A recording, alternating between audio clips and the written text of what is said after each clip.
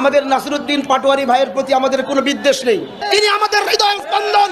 আল্লামা জুনায়েদ বাবুনগরীর বিরুদ্ধে যে মিথ্যাচার করেছেন, এই জন্য প্রকাশ্য জাতির সামনে ক্ষমা চাইতে হবে।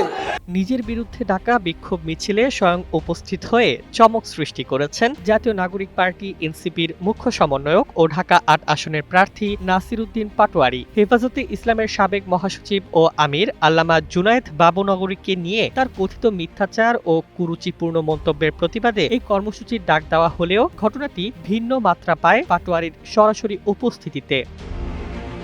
রোববার ৮ ফেব্রুয়ারি বাদ আসর বায়তুল মোকাররম জাতীয় মসজিদের উত্তর গেটে আল্লামা জুনায়েদ বাবুনগরী স্মৃতি সংসদের আয়োজনে বিক্ষোভ কর্মসূচি শুরু হয়। কর্মসূচি শুরুর পরপরই সেখানে উপস্থিত হতে দেখা যায় নাসিরউদ্দিন পাটোয়ারিকে। শুধু উপস্থিত থাকাই নয়, তিনি বিক্ষোভস্থলে বক্তব্য দেন, যা অংশগ্রহণকারীদের পাশাপাশি অনলাইন দর্শকদেরও বিস্মিত করে।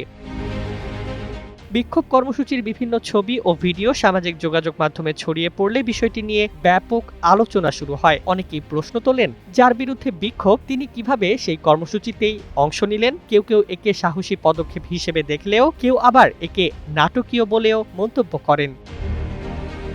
ঘটনার পর নাসিরউদ্দিন পাটোয়ারি নিজের ফেসবুক অ্যাকাউন্টে একটি পোস্ট দিয়ে দুঃখ প্রকাশ করেন। তিনি লেখেন, আমার কথায় বা আচরণে যারা মনোকষ্ট পেয়ে থাকেন তাদের কাছে আমি আন্তরিকভাবে নিঃশর্ত দুঃখ প্রকাশ করছি। এদিকে সামাজিক যোগাযোগ মাধ্যমের প্রতিক্রিয়ার ঢল নামে।